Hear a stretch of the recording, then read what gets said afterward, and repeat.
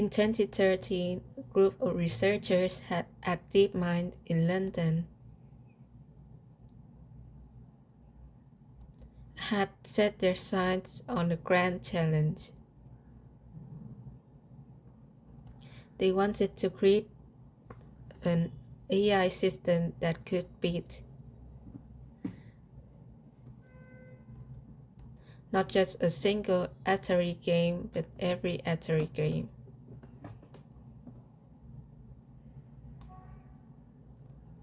They developed a system they called Deep Q Networks, or DQN.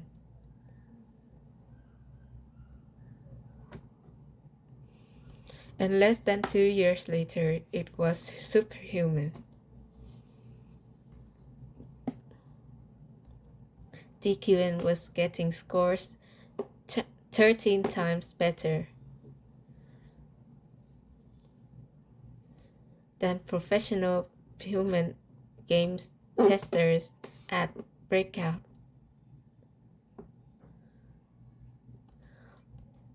17 times better at boxing and 25 times better at video pinball.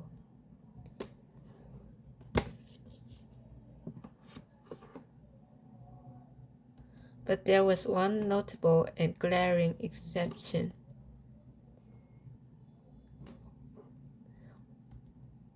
When playing Montezuma's Revenge, DQN couldn't score a single point.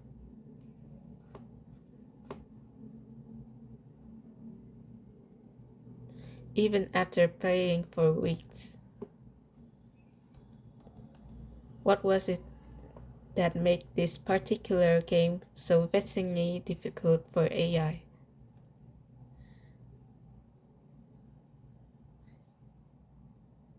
And what would it take to solve it?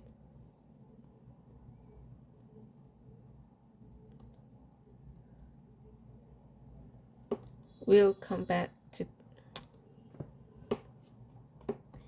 playing Atari games with AI involves what's called reinforcement learning.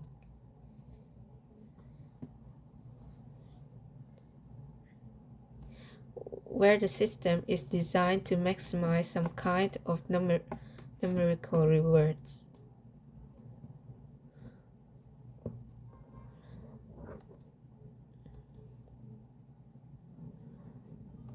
In this case, those rewards were simply the game's point. This underlying goal drives the system to learn which buttons to press and when to press them to get the most points. Some systems use model-based approaches where they have a model of the environment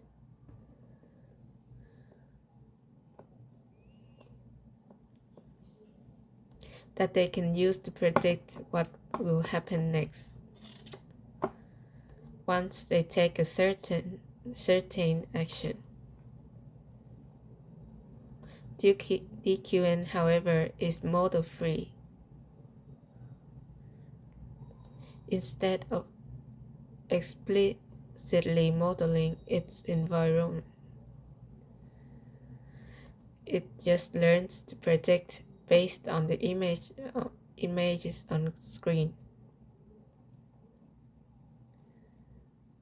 How many future points it can expect to learn by pressing different buttons.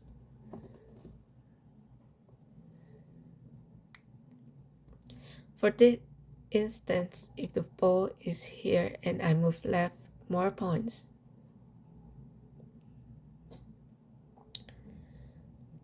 But if I move right, no more points.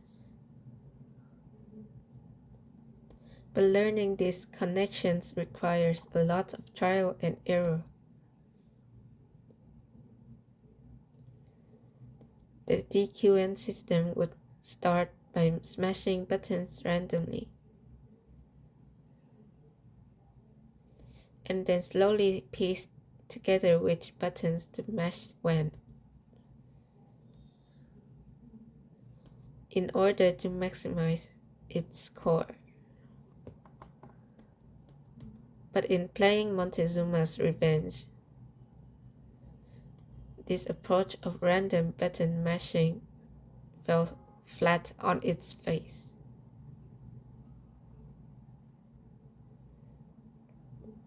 A player would have to perform this entire sequence just to score their first points at the very end. A mistake, game over. So how could DQN even know it was on the right track? This is where babies come in. In studies, infants consistently look longer at pictures they haven't seen before than ones they have. There just seems to be something intrinsically rewarding about novelty.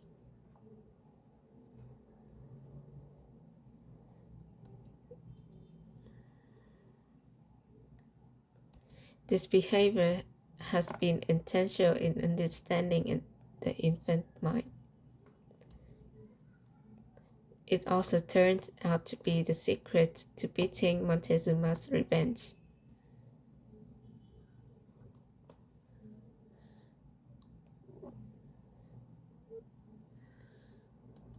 The DeepMind researchers worked out an ingenious way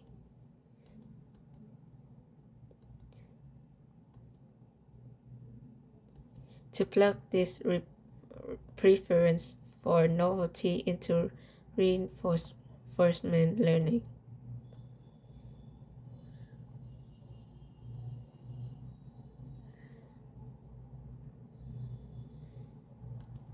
Where every bit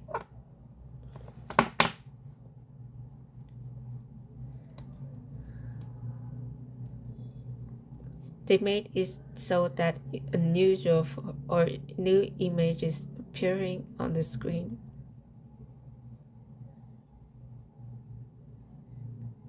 Where every bit as rewarding as real in-game points. Suddenly, DQN was behaving totally differently from before.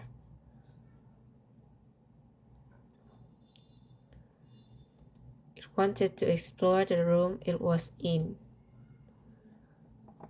to grab the key and escape through the locked door. Not because it was worth 100 points,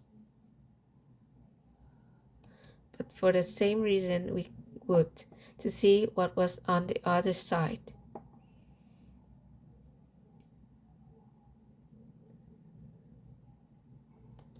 With this new drive, DQN not only managed to grab that first key, it explored all the way through 15 of the temple's 24 chambers.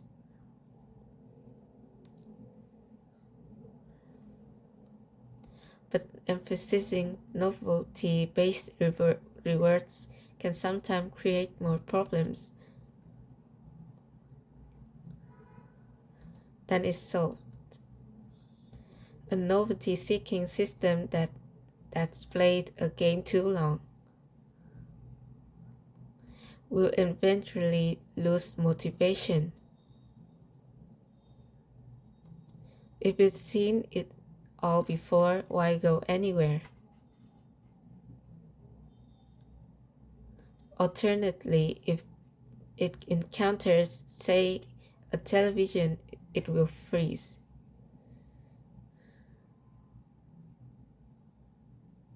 The constant novel image are essentially paralyzing.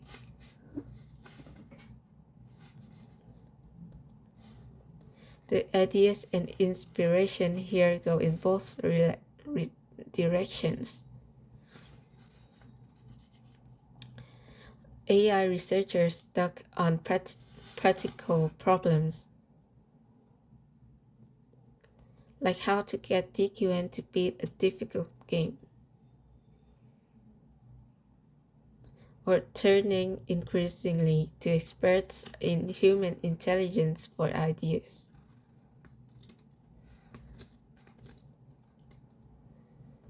At the same time, AI is giving us new insights into the ways we get stuck and unstuck.